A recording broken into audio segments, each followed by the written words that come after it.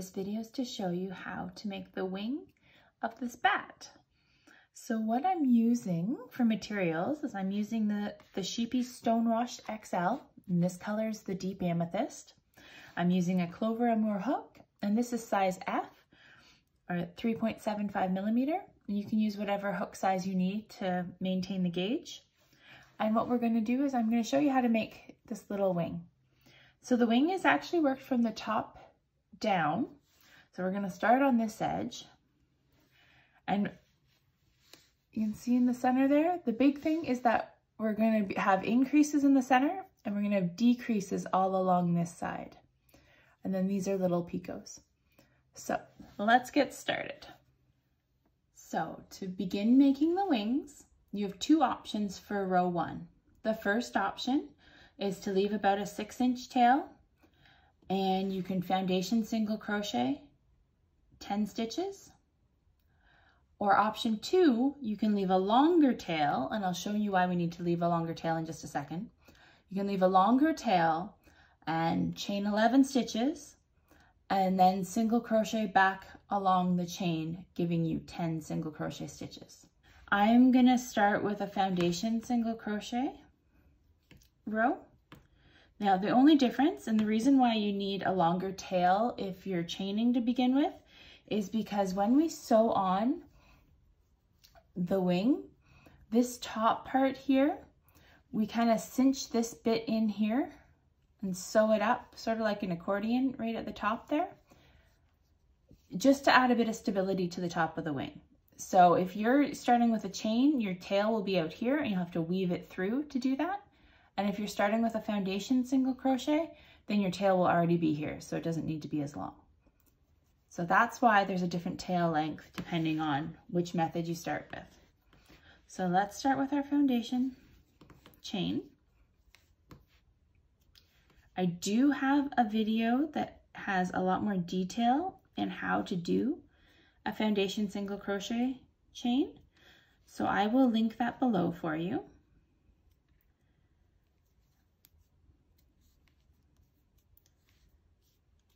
So I think I'm going to do the rest of this row off camera, and I will come back at the end to show you how to do the picot. We're back. I'm at the end of row 1 here, and so we're going to do our picot. And a picot is basically a fancy term for a little bump that you add to the end of a row, or you can add it like to the top of a stitch. It just makes a fancy little bump. So all we're doing here is we're going to chain 3, and then you're going to slip stitch into that 3rd chain from the hook. You can slip stitch into the back bump or into the front, whichever you prefer. I'm going to go into the back bump here, but you just add a little slip stitch, and that adds a little bit of a bump to your work.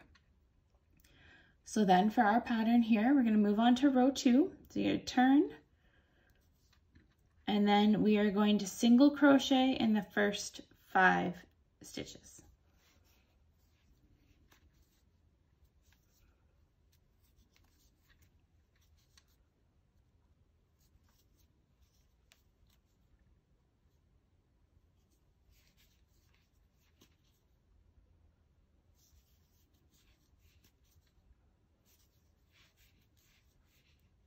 Okay, and then in this next stitch here, we are going to do an increase. So we're going to put 2 single crochets into it.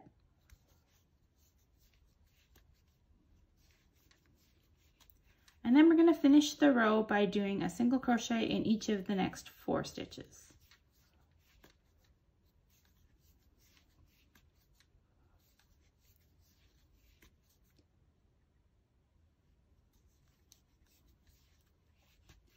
At the end of the row, we're going to chain 1 and turn, and we are going to start our repeat now.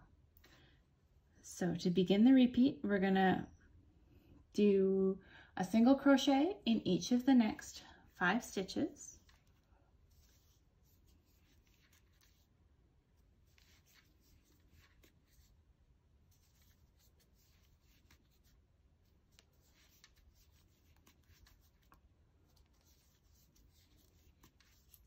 And we'll do an increase or or put 2 single crochets into this stitch.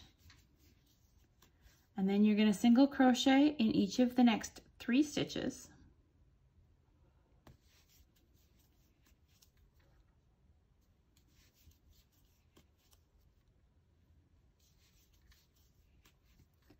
And then we're going to do a single crochet decrease across the next 2. So you don't need to do an invisible decrease because you're working in rows. It won't really make too much difference. Okay, and then we're going to chain 1, and we're going to jump right into another decrease at the beginning.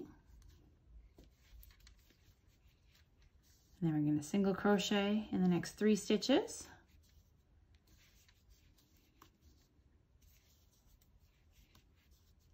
We'll add 2 single crochets or an increase to this next stitch. And then single crochet in the last 5 stitches. So rows 3 and 4 are repeated 2 more times.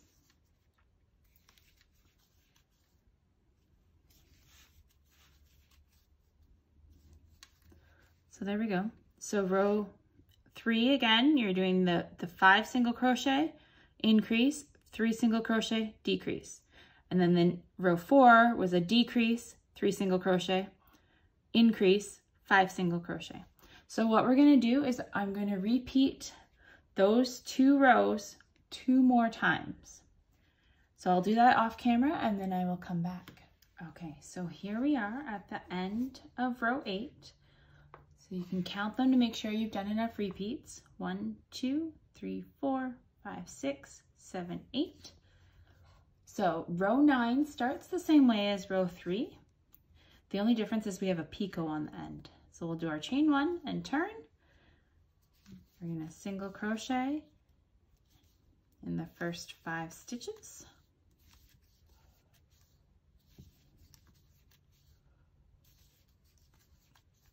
And then we'll do 2 single crochets or an increase in this next stitch.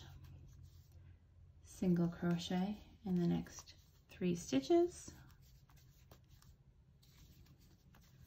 And then we'll do our single crochet decrease. And then we'll do another picot. So again, you're going to just chain 3 and then you're going to slip stitch into the 3rd chain from the hook. There we go. And we'll turn our work. So for the final row, row 10, we're going to add a couple extra picots in here. Or sorry, an extra picot in here. So we'll single crochet decrease to begin. Single crochet in the next 3 stitches. Okay, and then with our increase stitch here, we're going to do a single crochet, a picot, and then another single crochet, and all of that is going to be worked into the same stitch. So single crochet, chain 3,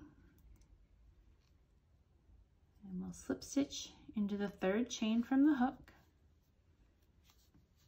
and then we're going to single crochet again in that same stitch.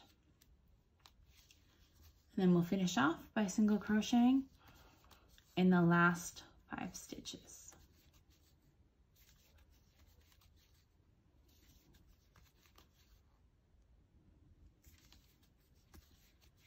Okay, so there we go. Now you can end off here. You'll want to leave 12 to 18 inches of yarn because this is the yarn that you'll use to attach your wing onto the body of your bat. And again, I'm going to show you here, if you've got your end of yarn down here, then you weave your tail into the inside. The inside is the side that doesn't have all the decrease stitches. So you're ending off on the inside of your wing. So weave your tail down if you chained and then worked your single crochet stitches. And then what you're gonna do, and let me just grab my needle really quick and I can show you how to sew that little accordion sort of piece at the top here.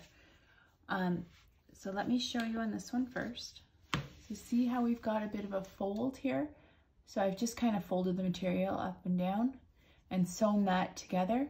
And what that does is it just adds a little bit more stability to the top of the wing, so that no matter what type of yarn you use, it should help the wing stand up once it's on the body. So to do that, if you had chain to begin with and then done your single crochet, you'll have to weave in your end, weave it into the center. The center, or the inside of your wing, is the side that doesn't have these picots on it.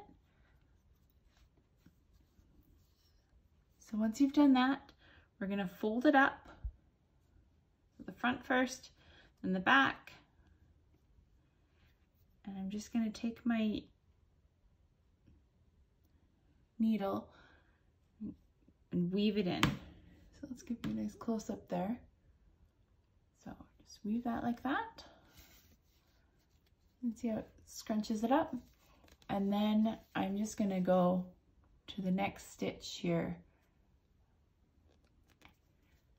come back up to the top. And this is an optional step. I mean, depending on the type of yarn you use, you may not need to add the extra stability, but this option is there for you if you do need it. And then just secure this at the top here. And there's the top of your wing. All right, thank you so much for watching, guys. I hope this helps. Bye for now.